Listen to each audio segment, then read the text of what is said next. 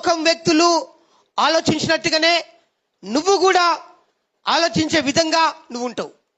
కానీ దేవుని యొక్క పర్పస్, దేవుని యొక్క ఉద్దేశము ఎవరికి తెలుస్తుంది అంటే, ఎవరైతే దేవునితో పాటు గడుపుతారో వారికి దేవుని యొక్క ఉద్దేశము తెలుస్తుంది. కాబట్టి దేవుడు ఈ దినం మనతో మాట్లాడుతున్న మాట ఏంటంటే, నువ్వు ఈ లోకంలో అజ్ఞాని వలె నువ్వు జీవించకు అని చెప్తున్నాడు.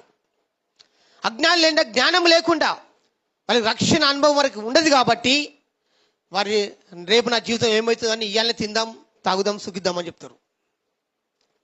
కానీ మనకు రేపటి కూర్చిన భవిష్యత్తు మనకి ఏంటిదో మనకు తెలుసు.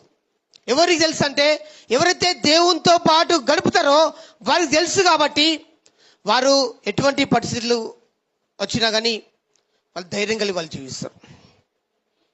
ప్రైజ్ గాడ్, హల్లెలూయా. అంటే దేవుని యొక్క ఉద్దేశం